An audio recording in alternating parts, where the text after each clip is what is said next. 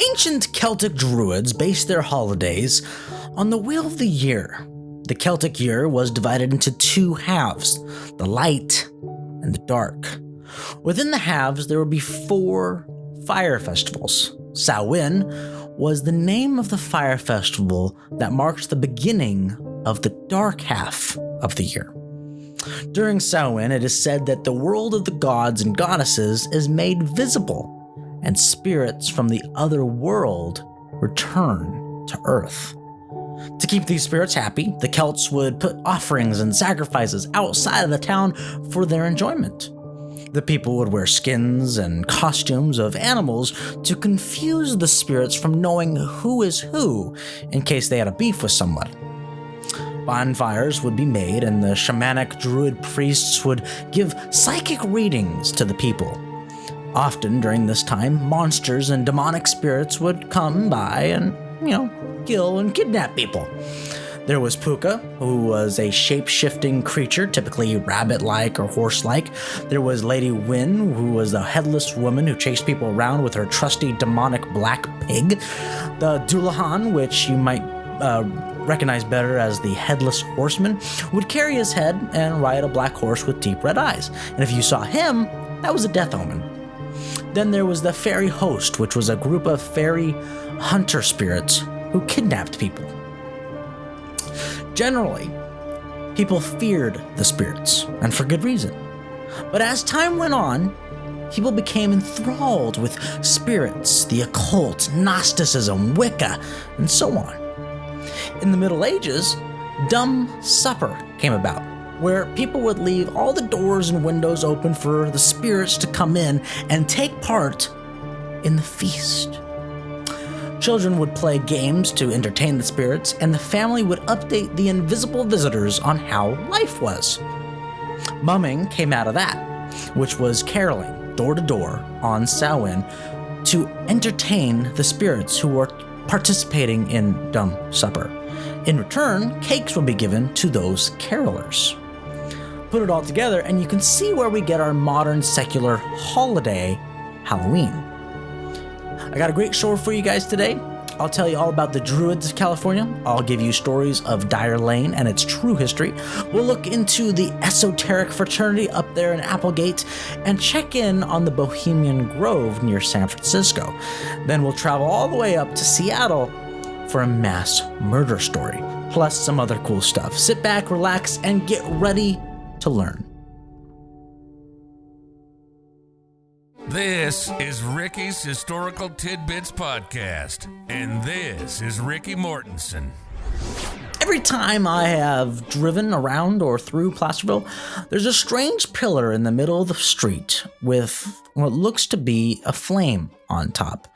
One day while driving by, I noticed on the thing that there's a plaque that says Druids of California. I don't know about you, but I never heard of a druid, but it sounded kind of weird. I didn't think much about it. But then I heard a preacher mention druids one day, and I remembered that pillar.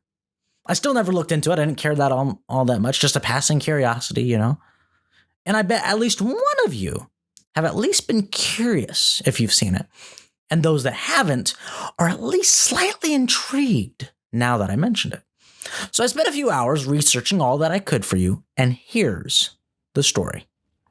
The pillar is a memorial to a guy who was the man who successfully brought Druidism to the state of California. His name was Frederick Sieg, a German who immigrated to the States and lived in St. Louis, where he was introduced to the ideas of Druidism. He eventually caught gold fever and moved to California. He slaved away as a miner for a little bit until he settled over in Hangtown, Placerville. In Placerville, he made it his mission to bring the United Ancient Druid Order to fruition in California. 2 other people have tried, once in Sacramento and once in San Francisco, but there wasn't so much interest. And in Sacramento, in particular, they had a big fire which spread the potential members in all directions. Frederick did well and got a whole 2 people on board. Soon more, until there was enough demand that he had made 2 more groves, which is the Druids' name for meeting place. one in Coloma and the other in San Francisco. Now, the pillar monument was installed back in 1926, 38 years after Frederick's death. On the pillar, there's a Druidic emblem, which, in their words, quote, shows a flaming pyre surmounted by a crossed spear and a long-handled sickle, oaks, mistletoe, daffodil, and the all-seeing eye in the triangle, end quote. So that answers what the heck the thing is, but begs another question. What's a druid? Well, that depends on 10 billion different things. Druidism isn't like other religions, where they all believe the same general thing with some differences within denominations based on theology. Druids are like snowflakes. No two are alike. There's even the difference in whether it's a religious druid or a social druid. But generally speaking, druids are a secret society like the Freemasons. They have similar rituals and beliefs and can be religious or more social based on the grouping. The kind that the pillar in Placerville memorializes is more of the social club type. They are like the Rotary Club in a way, from what I was able to figure out. But there are very different kinds of druids. Historically, they were cannibalistic mass murderers. In fact, the Burning Man over in Nevada kind of takes place after the practice the Druids would do. Druids would build a massive cage in the form of a man out of wicker and fill it with people to sacrifice, and would light them all on fire. They would grab as many criminals as they could, but if they needed to throw innocent people in there to fill it up, they would. Modern religious Druidism is essentially New Age and Wiccan. Most are pantheists, meaning they believe their gods and goddesses are in everything. Many believe in reincarnation, similar to the Hindu, but in particular, they believe souls are not unique, and that once a person dies, they are reborn in the other world. And then when they would die in the other world, they are born in this world, whether that be as a human or some kind of animal. For example, they have a record of a guy named Tuan Macorial, who they say lived 100 years a man, 300 a deer, 300 a boar, 300 a bird, and 300 a salmon. But other records show he lived 100 years a man, 20 a hog, 30 a stag, 100 an eagle, and 30 a fish. Simply put, Druidism, in terms of ancient times, was a pagan religion, very shamanic, secretive. It takes about 12 to 15 years to become a Druid, and they have hardly any verifiable history about them. Druids were written about in literature in medieval times, both in a positive and negative light. But historically, Julius Caesar is quoted as saying that the Druids were in charge of public and private sacrifices, they refused to pay taxes, and were pacifists. The Druids say that they built the Stonehenge, but there's no telling if that's true or not. But let's go back to the pillar. These Druids, from what I could tell, have nothing to do with the religious type. 1781, in London, a social club for men formed and was called the Ancient Druidic Order. They operated secretly, as the other clubs in those days did, and as time went on, the organization split into two, creating the United Ancient Druidic Order in 1833. This offshoot then made its way to Boston and then to St. Louis, where Frederick Sieg became a member. The religious Druids claim Merlin as one of theirs, as you could figure, but the social club kind of Druid from England has their own celebrity, Sir Winston Churchill. Now you know what the pillar is, who memorializes the history and the distinction of which kinds of Druids. But one thing I should point out, just because there's a distinction doesn't mean a person can't be a member of both. Late at night, it is said that you can find Druids gathering at that pillar. I'll be back after this short commercial. Into the deepest jungles went Pressman toy makers looking for something new. The secret they brought back for you is incredible. The Pressman Witch Doctor Head Shrinkers Kit. Plastic flesh, mixing cauldron, and petrifying potion. Just pour it into the mold, and in minutes you can add monster hair. Paint it with a coloring kit included, or make up your own decorations. In 24 hours, the heads shrink down. Now, shrunken heads for all occasions. Collect them, swap them, give them to your witch doctor friends. You can always cook up more with Pressman's Witch Doctor Head Shrinkers Kit. Some of you guys send me things to check out, read, and to add to my enormous list of people and topics to cover in future podcasts. I do this show in my downtime, which there isn't much of, which is why I don't post episodes often or keep much of a schedule. Well, back when I was doing the episode on Eclampus Vitus, I was messaged about a group called Esoteric Fraternity. I added it to my list, and I chose it for one of the stories for this episode. So what the heck is the Esoteric Fraternity? Some would say it was and is some kind of New Age Christian Science sex cult. Members, of course, would argue, so let's dive on in. There was once a man named Hiram Erastus Butler. He was in the Union Army during the Civil War, building roads and bridges for the cause of the North. He was stationed at a hospital where he met a gal and they got married.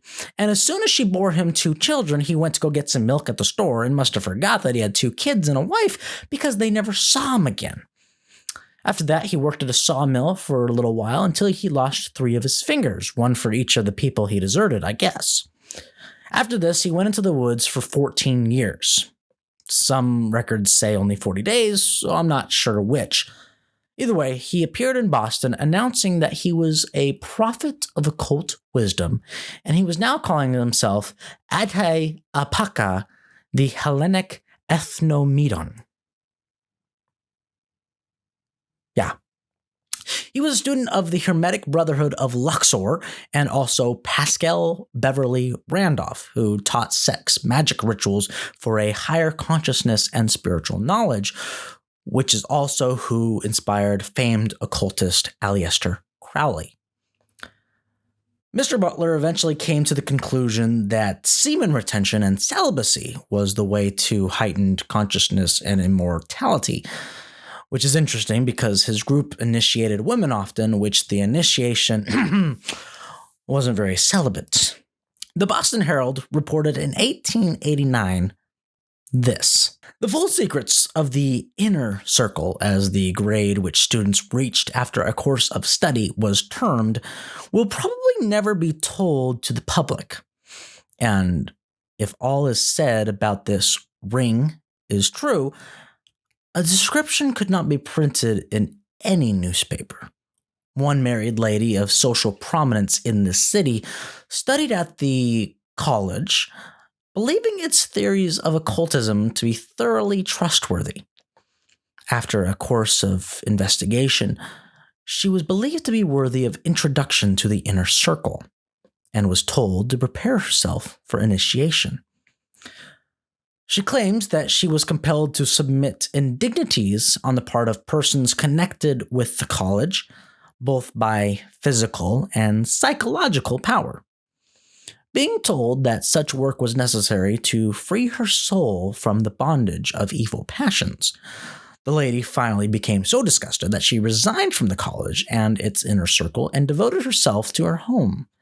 But a short time afterward, her husband's suspicions were aroused in a startling manner, and his discoveries led her into a confession.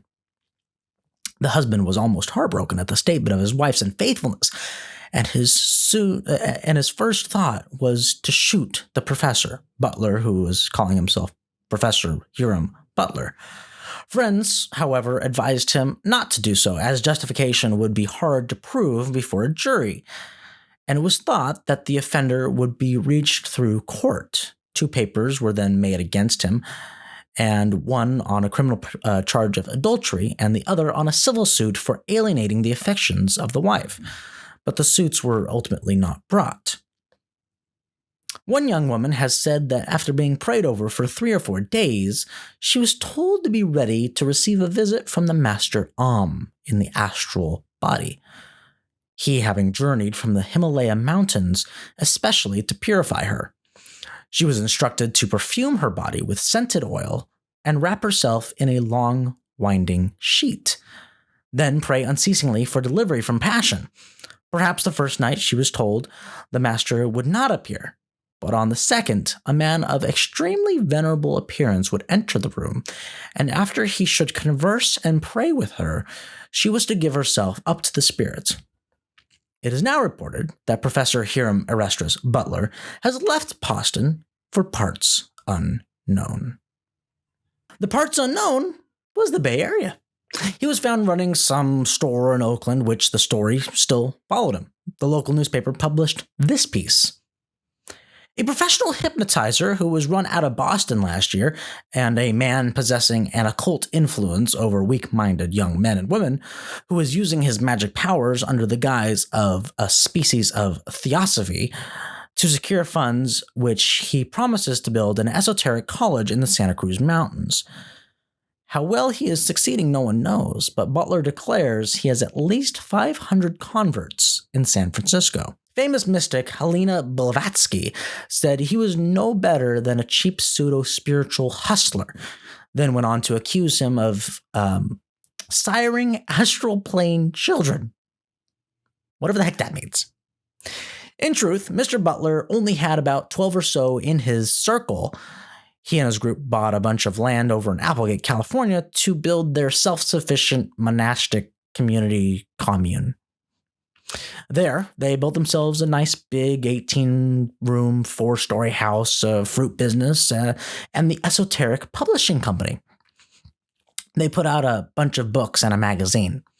One of the books, Solar Biology, was the most popular and is where we get our modern astrology from. Those horoscopes that you hear people talking about, what sign they are and why a particular sign is why they're annoying, is based on this guy's book.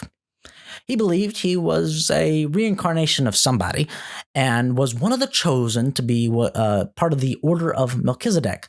The 144,000, just like him, would bring about the kingdom of God on earth. And though he believed or claimed to believe that being celibate would grant immortality and higher consciousness, he died at the age of 75. I'll be back after this.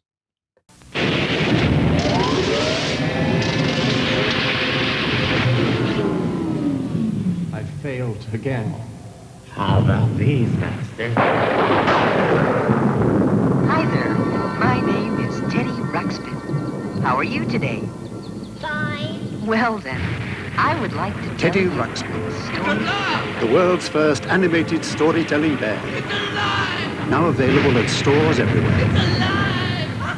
I grew up in Antelope, California, and if you know where that even is, you'll know about the road I'm about to talk about. For those that don't know, Antelope is a suburb near Sacramento. The road is known for being creepy, having weird things happening, and being dangerous at night. It's off the beaten path, unkempt, and covered in graffiti. This road has many rumors spread about it. Some may be true, some may not.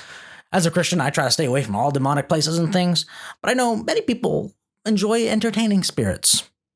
Back in high school, a friend of mine with some of his friends on homecoming night drove down this road and pulled out a Ouija board. They did some kind of whatever, and soon one of the girls started screaming. She unzipped the back of her dress to reveal her back all of a sudden had a bunch of deep scratches, some of which were bleeding. Now, I have no proof that that story is even true. They told me about it and I never forgot. But the scratching is a very interesting aspect because that is a commonly reported event that happens there. And I'll talk about that in a little bit. The road I speak of is Dyer Lane. Rumor or truth? You decide. Back in 1932, there was about 6 witches in the area who would gather out in the field near this road and do spells or whatever. A group of boys followed them and were watching for a chance to pounce. They got 2 of the witches and raped them. The other witches ran away to get the cops, and as they did so, cursed the boys. One boy, after raping, strangled his victim to death. The other threw a rock at her head and killed her. Within 3 weeks, one of the boys was hit by a truck and killed. 4 months later, another of the boys was mugged and stabbed to death in L.A. The third boy was drowned in the river. The fourth died skiing down a hill and hitting a tree. Then there's the story of the police car. It is said that on the road at night, you'll see a cop pull up behind you, flashes lights, you pull over, and it suddenly vanishes.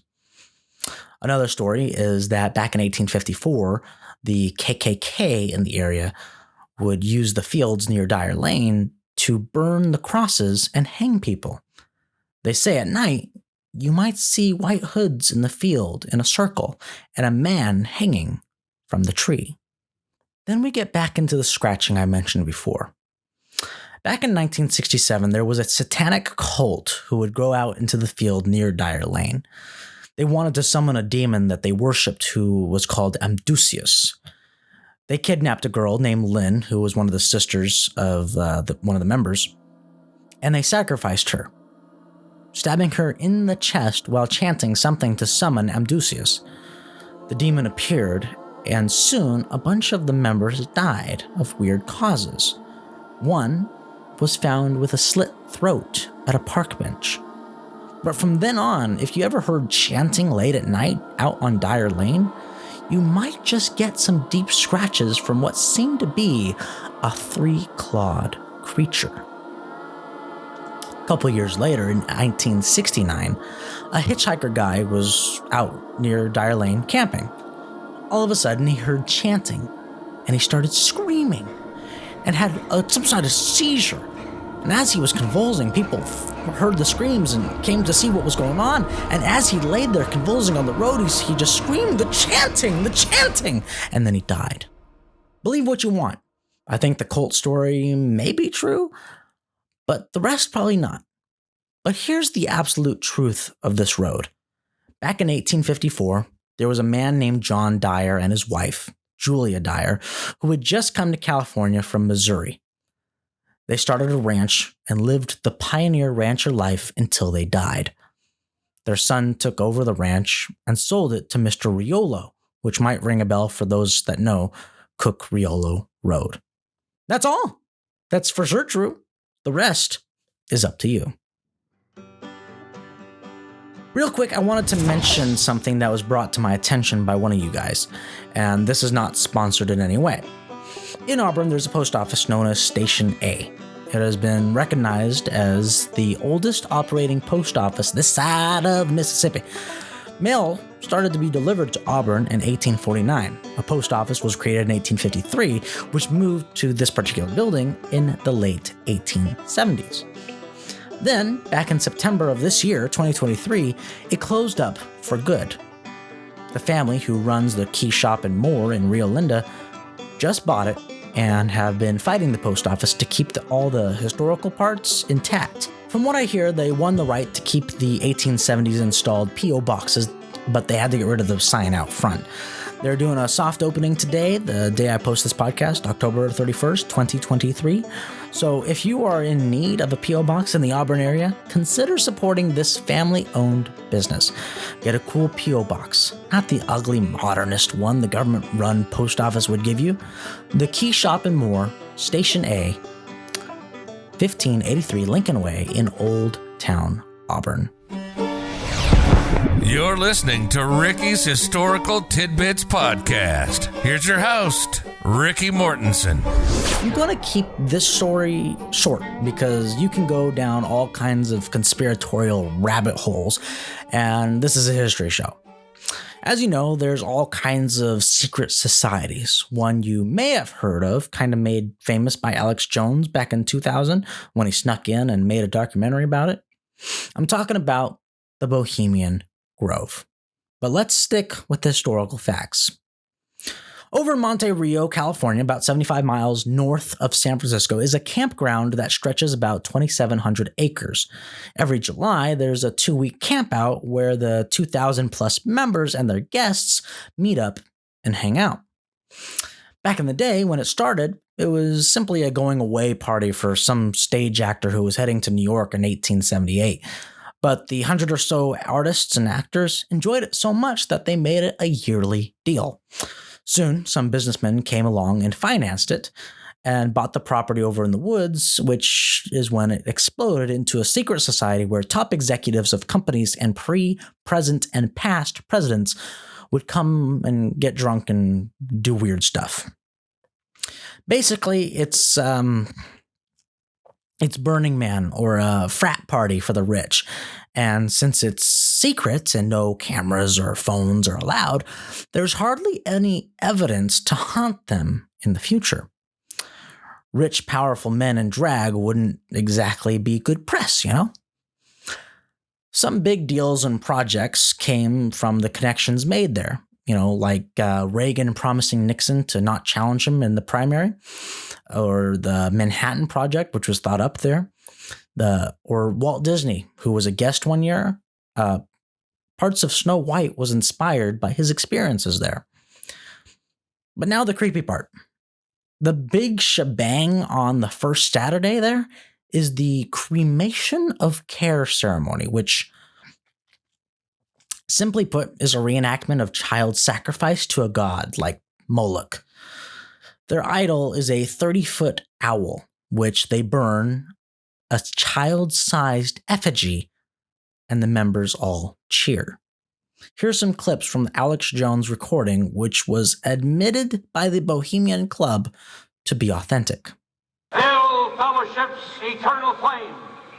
Once again, midsummer sets us free!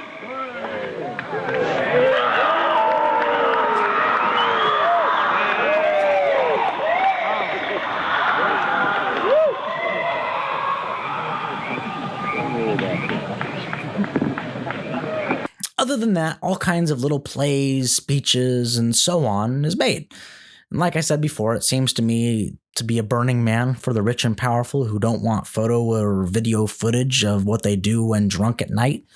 Connections are made, deals are drawn, but officially the motto is, "Weaving spiders come not here," meaning no business deals. Either way, it's a secret what goes on behind the scenes. The deals that were made and what has come out from these campouts. The patron saint for them is the man named John of Nepomuk, who was executed by a Bohemian monarch when he refused to tell the secrets of the queen. Lego my new blueberry Eggo waffle. Lego my Eggo. Eggo was the first to create blueberry flavor frozen waffles, and I must have them all. Lego my Eggo. 4 important vitamins and iron, just like in regular Eggo waffles. So Lego my new blueberry Eggo. Lego my Eggo. Go put on your jammies. Oh. You think it? Lego my new blueberry Eggo. Lego my Eggo. Kellogg's. As some of you know, back in 2020, I left California. So this last story is local for me here in Seattle, Washington. Quacks have been around forever. Past, present, and future. We will always have quacks. Hopefully, as individuals, we all make the right decision to not follow these people. But just as there are quacks, there are ducklings that follow the quack wholeheartedly, even when it hurts them. So here's the story of an evil, sadistic woman named Linda Hazard. There was a lady who was living somewhere in Minnesota, married with 2 kids, where she got the idea to become some sort of dietitian in Minneapolis. So she abandoned her family. She set up a practice without a license and had a patient come in for treatment. Her treatment was a cure-all for all kinds of disease imaginable. A fast.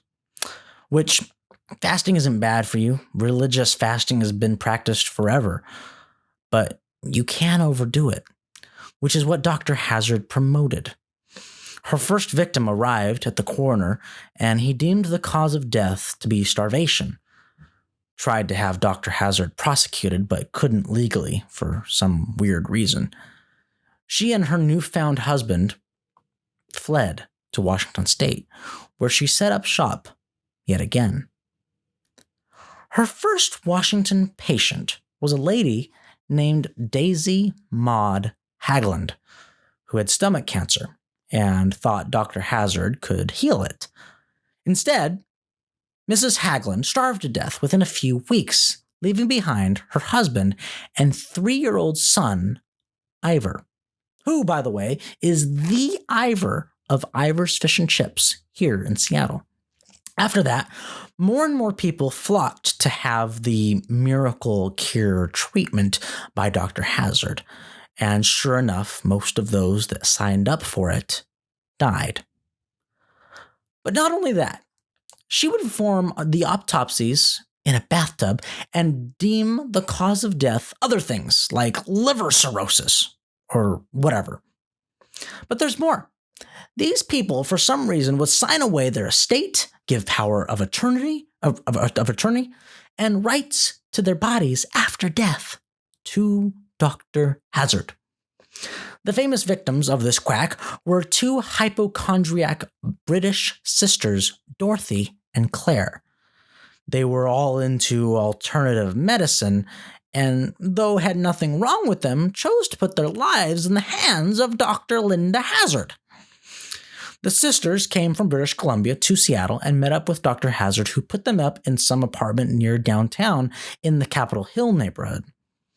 They were put on a 2 cups of tomato broth a day diet. Daily, hours-long enemas in a bathtub, which would have a canvas support for when they would faint, and would be given long massages, beatings, including on the forehead, where Dr. Hazard would scream, "Eliminate! Eliminate!" Within 2 months, they were both around 70 pounds. And one of them supposedly wrote a letter to their childhood nanny, who was in Australia at the time, and the letter made absolutely no sense. So the nanny traveled across the globe to Seattle to find out what was going on. By the time she got there, Claire had died. And Dorothy was 50 pounds, deemed insane, and essentially a zombie. Here's the before and after of her. While checking on Dorothy, she saw other zombified people hobbling around begging for food and to be rescued. Get me out of here! Which apparently some of these inmates, patients, would walk down the road and beg neighbors for help and food. And they wouldn't help because they were afraid of Dr. Hazard. You see, Dr. Hazard was a very scary lady, and she was really into the occult. So people said that she was hypnotizing these people to starve themselves to death, and more so, sign away all their rights and estates to Hazard. And they didn't want that to happen to themselves. The nanny tried to take Dorothy away, but was denied. She went and got the girl's uncle, who was forced to pay $1,000 and was not able to retrieve what was signed away, but they got Dorothy. After she was rescued, they went and got the British vice consul, and they set out to get Hazard convicted. And as they did their research for this case, they discovered a whole lot more deaths that could be linked back to Hazard, at least 12 proven. And who knows the true number, probably north of 40, including one suicide. Hazard was arrested in 1911. During the trial, Mr. Haglund, the father of Ivor and husband of Daisy, who was the first Washington death, came to support Dr. Hazard during the trial and even admitted to having taken little Ivor to Hazard 3 times a week for treatments, even after his wife died. Convicted in 1912, she was sent to do hard labor in Walla Walla, Washington. But luckily for her, the frickin' governor of Washington pardoned her and told her to flee to New Zealand, which she did. And guess what she did in New Zealand? She starved more people, got found out, and returned to Washington in 1920.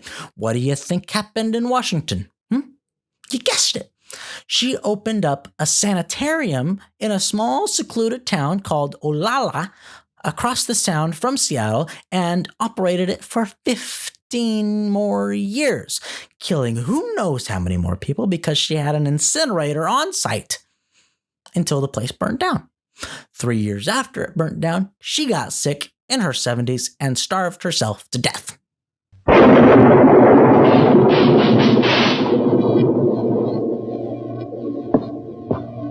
Igor, go and get me what I crave.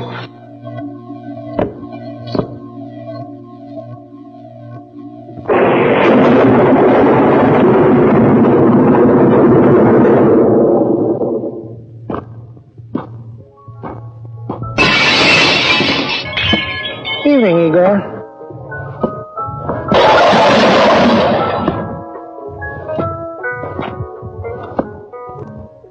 If you want a better orange soda, made with more natural orange flavor than ever before, try Shasta. It's got the bright color, the sweet smell, and the great taste of oranges. Shasta. It's the orange soda that can make anybody happy. I really like to read old newspapers. I use them quite often in my research. So I wanted to read you two of the headlines that I found working on this episode.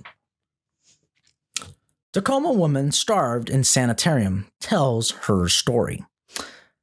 In the presence of British Vice Consul Agassiz late yesterday afternoon, Miss Dorothy Williamson, sister of the woman whom Dr. Linda B. Hazard of Seattle, who was arrested Saturday, is alleged to have starved to death, made her first public statement in regard to her experiences in the Hazard Sanitarium. She declares that Dr. Hazard has a strange influence over her and her sister, and constantly used mental suggestion of suicide. She recounted in detail acts of alleged ill treatment and declared she was in such a state that she did not realize it when her sister died. Miss Williamson now weighs but 65 pounds, but is rapidly improving. British Consul Agassiz said today that there would be a sensational development at the trial of Dr. Hazard. Cult's new head, aged 92. Applegate. L.D. Nichols, 92 years old, has been named the president of the Esoteric Fraternity, a religious cult with headquarters here. He succeeds the organization's founder, Hiram E. Butler, who died on November 3rd at the age of 75. Thanks for watching. Thanks for listening. I hope you enjoyed this episode. And if you're new, be sure to subscribe. Until next time. You've been listening to Ricky's Historical Tidbits Podcast. When you go to school and study history, they give you dates, they give you some names, and that's about it. But there's a lot more to California history, and that's where this show comes in. We hope you've gotten some useful and practical information from the show, and we hope you were entertained. And we'll be back soon, but in the meantime, hook up with us on Twitter and Instagram at busy_Ricky. Find us on Facebook at Ricky's Historical Tidbits. Till next time, this is Ricky's Historical Tidbits Podcast, signing off.